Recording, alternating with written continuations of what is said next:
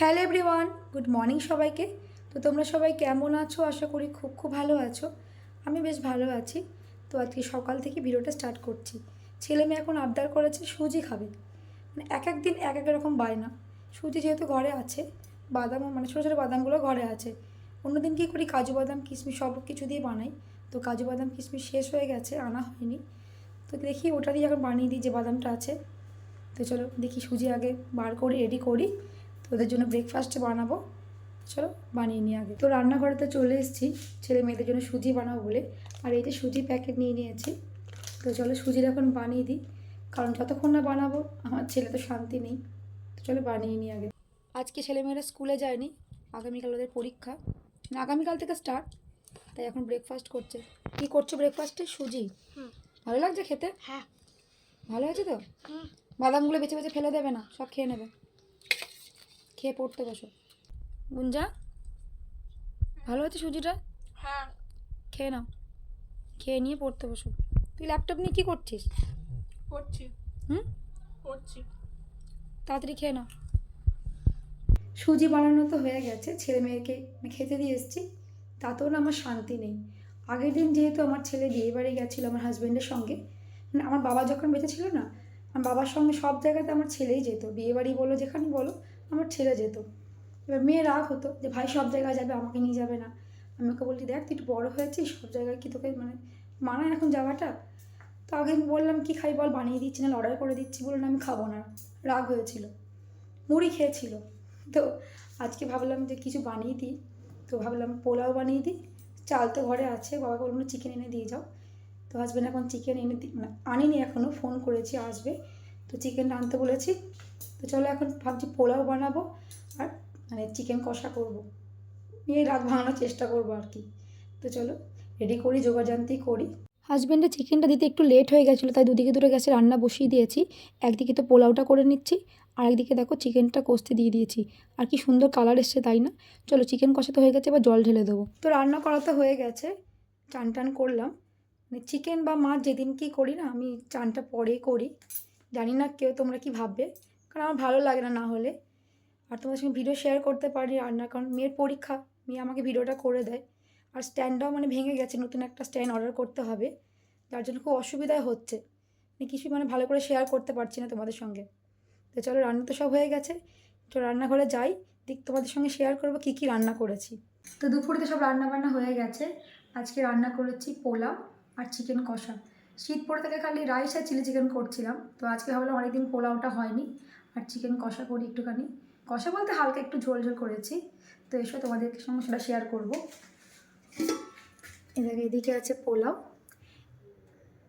আর এদিকে আছে এই যে চিকেন কষা। তো এই হলো আজকে আমাদের দুপুরের মেনু। পোলাওটা না আমি মানে গোবিন্দভোগ চালের করিনি, বাসমতি চালেরই করেছি। মানে ভালোই লাগে খেতে, কিন্তু তোমরা একবার ট্রাই করে দেখতে পারো। তো চলো এই হলো আজকে দুপুরের মেনু, সবাইকে খাবারটা এবার দিয়ে দিই। তো এখানে এখন খাওয়া দাওয়া চলছে, দেখো আজকে লাঞ্চে মেনু কী কী আছে রে? পোলাও আর চিকেন কষা। ভালো হয়েছে তো? হ্যাঁ। শিবম, হ্যাঁ। তোর তো কোনো কথাই নেই। লেগ পিসটা খেয়েছিস? না। একটু খেয়ে টেস্ট করে বল। সব মাখিয়ে নিলি তুই? আরে লেগ পিসটা একটু টেস্ট কর, কেমন হয়েছে আমাকে বল। এত কষ্ট করে রান্না করলাম, চিকেন লেগ পিস। ভালো। ভালো আছে? আর গুঞ্জা? ভালো হয়েছে। চলো খেয়ে নাও। তো এখন এই ঝুড়িগুলো একটু রোদে দিয়ে দিচ্ছি। কালকে এগুলো সব কেনা হয়েছিল, এবার এগুলো ধুয়েছি, ধুয়ে মানে জল ঝরিয়ে ছাদের রোদের মধ্যে দিয়ে দিচ্ছি। ঝুড়িগুলো বেশ সুন্দর দেখতে, অনেকগুলোই নেওয়া হয়েছে। এটা একটা বড় সাইজ নেওয়া হয়েছে, আলু টালু রাখা যাবে, অনেক সব কিছুই রাখা যাবে সবজি। এটা একটা নেওয়া হয়েছে, আর এই যে এই দুটো নেওয়া হয়েছে। কালারটা একটু আলাদা, একই সাইজ, খুব সুন্দর লাগছে এগুলো দেখে ঝুড়িগুলো। আর এদিকে আছে এই দুটোও না একই, কালারটা একটু আলাদা। তো এই ঝুড়িগুলো কেমন হয়েছে কমেন্ট করে জানি। এখন এই যে ছেলে মেয়েদের একটু পেঁপে দেবো বলে পেঁপেটা কাটলাম, বেশ মিষ্টি পেঁপেটা দেখে মনে হচ্ছে।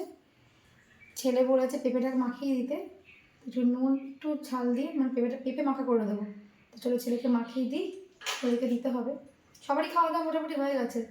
আজকে ওর বাবা শুধু পেঁপেই নিয়ে এসেছিলো, চলো পেঁপেটা মাখা করে দিই। তো এদিকে তো ছেলে মেয়েদেরকে পেঁপে মাখা দিয়ে দিয়েছি। ভালো হয়েছে শিবম? মাখাটা ভালো হয়েছে? হ্যাঁ। গুঞ্জা হ্যাঁ ভালো হয়েছে। ভালো লাগছে? হ্যাঁ। খুব একটা ঝাল হয়নি তো? না। ঝাল কমই দিয়েছি। পেঁপেটা মিষ্টি আছে, তার জন্যই ভালো লাগছে। রোজ তো এমনি খাস, তাই ভাবলাম আজ একটু মাখা করে দিই। ঠিক আছে, চল খেয়ে নে। তো রেডি হয়েছিলাম তো একটু বেরোবো বলে, তো বেরোনো তার হলো না, তাই আমি আজকে বেরোইনি। এগুলো সব দিদি এনে দিয়েছে, কিছু মুদিখানা জিনিসপত্র আনা হয়েছে। ওই যে প্রতিবারের মতো মিলিয়ে মিলিয়ে আমাকে দেখতে হবে কিছু বাদ গেছে কিনা। তো চলো এগুলো এখন মিলিয়ে মিলিয়ে দেখি। আরও অনেক কিছু এনেছে, তো অনেক তেল নিয়ে চলে এসছে এগুলো। তেল এদিকে রিফাইন তেলও নিয়ে এসছে, আর একটা বড় সরবনি প্যাকেট নিয়ে এসছে। চিনি টিনি যা লাগে সবই নিয়ে এসছে। আর বাচ্চাদের জন্য এই যে কেকগুলো নিয়ে এসছে, কেক আছে, তারপরে যে ব্রেডগুলো নিয়ে এসছে, আরও দিকে আছে চাউল আছে, বিস্কিট নেই, এটা টোস্ট বিস্কুট, সব কিছু নিয়ে এসছে। তো চলো এগুলো এখন রেডি করে দিয়ে গেছে বন পাউরুটি। এই পাউরুটিগুলো আমার মেয়ে খেতে ভালোবাসে, এখন এগুলো সব গুছিয়ে রাখতে হবে। আর এদিকে তো সবজি বাজার নিয়ে এসছে, তো সবজি বাজারগুলো আজকে আর খুলছি না, মানে দেখাতে পারছি না। আগামীকাল এগুলো সব ধুতে হবে, তারপর আবার ছাদে একটু রোদে দেবো, মানে জল ছড়িয়ে নেবো। তো চলো এখন সমস্ত জিনিসগুলো গুছিয়ে গুছিয়ে রেখে দিই, তারপর একটু চা খাবো, চা খেয়ে দেখি টুকটাক আর কি করতে পারি। কুঞ্জা, তুই এখন কি পড়ছিস? ম্যাথসের ফর্মুলাগুলো মুখস্থ করছি। দুলে দুলে কেন কুঞ্জা? দুলতে নেই অত, করে নাও, পড়া করে নাও, ঠিক আছে? হ্যাঁ। মন দিয়ে পড়াটা করে নাও। ভাই তো পড়তে গেছে, পড়ে আসুক। কিছু খাবি তুই এখন? না। এখন বাজে রাত্রি 9টা মতো। সমস্ত জিনিসগুলো মিলিয়ে দেখলাম, তারপর কোটোর মধ্যে ওগুলো ভরা হলো। অনেকটা লেট হয়ে গেছে। ছেলে ওখান থেকে বলছে প্রচণ্ড খিদে পেয়েছে, তো চলো এখন একটু পরোটা বানাবো। আজকে রাতে ঘুগনি করা আছে, শুধু পরোটাটা গরম গরম করলেই হয়ে যাবে। ঘুগনিটা কী বলতো করে রাখা ছিল, রাতে একটু গরম করব তাহলেই হয়ে যাবে। আর পরোটাটা করে রাখলে তো ভালো লাগবে না, গরম গরম না খেলে ভালো লাগবে না, তাই যখন ওরা খাবে তখনই গরম গরম করতে হবে। তো চলো পরোটাটা করে নিই, তারপর ছেলে মেয়েদেরকে খাবারও দিতে হবে।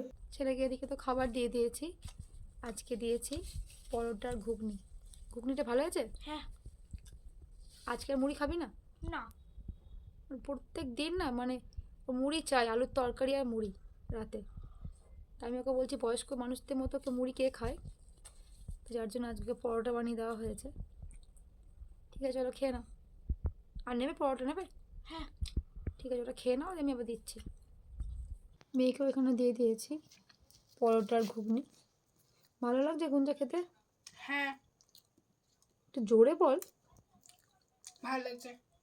ঠিক আছে চলো খেয়ে নাও, আর লাগলে বলবি, ঠিক আছে?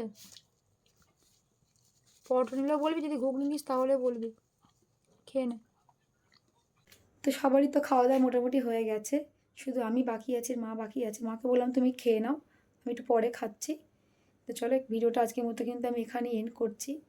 তো আমার এই ভিডিও তোমাদের ভালো লেগে থাকে তাহলে প্লিজ লাইক কমেন্ট শেয়ার, আর যারা আমার চ্যানেলটাকে এখনও সাবস্ক্রাইব করোনি তারা প্লিজ প্লিজ আমার চ্যানেলটাকে সাবস্ক্রাইব করে দিও।